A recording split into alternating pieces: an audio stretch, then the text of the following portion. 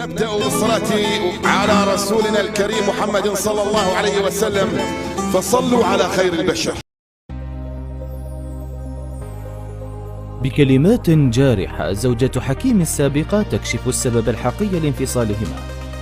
مر أشرف حكيمي نجم منتخب المغرب وباريس سان جيرمان بأسوأ أيام حياته العائلية، حين أعلنت زوجته الممثلة الإسبانية هبة عبوك الانفصال عنه في شهر مارس وفي أسوأ توقيت ممكن، ولكن ذلك لم يكن كافيا بالنسبة لها، حيث خرجت اليوم وسددت ضربة جديدة إلى أوجاع نجم الكرة.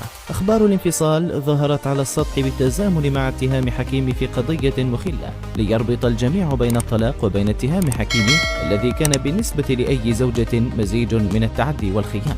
بعد شهر من الصمت كان كافيا لإسالة الحبر وإثارة الفضول بشأن سؤال واحد: لماذا لم تدعم هبة زوجها حتى الآن؟ ولكن في الحقيقة الممثلة ذات الأصول العربية خرجت وكشفت خبر انفصالهما، موجهة دعما للطرف الآخر في الصراع القانوني قائلة: فضلت الصمت التام نتيجة الصدمة والفترة الحرجة والألم الناجم بعد اتخاذ الإجراءات القانونية للانفصال والتوقف عن العيش معا انتظارا للطلاق. أثق في الإجراءات القانونية خاصة مع خطورة الاتهام، واعتدت دائما طوال حياتي أن أكون في صف الضحية.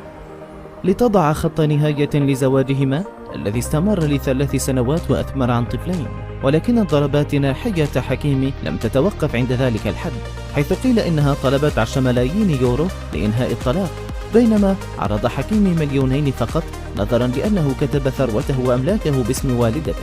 ولكن والدة حكيمي نفت علمها بأي شيء من هذا القبيل، بينما خرجت هبة عبوك برد في منتهى القسوة. من المدهش أن يعتبروا دوافعي مالية.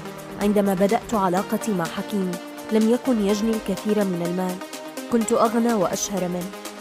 لم أعد أكترث بما يقولون، أريد أن أكون حذرة حتى لا يؤثر ذلك في المستقبل على عائلتي، وأنا أثق في العدالة والنور.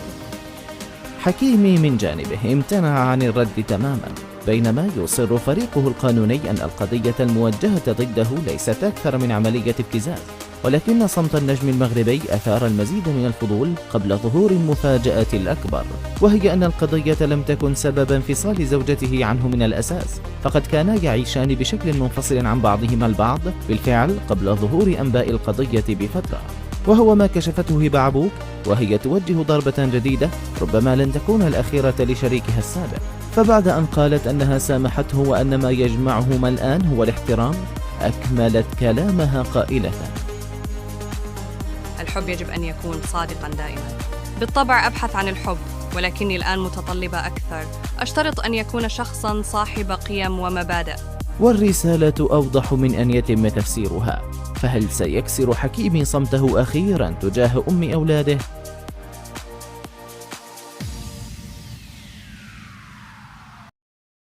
إن أعجبك الفيديو لا تنسى الإعجاب والاشتراك في القناة.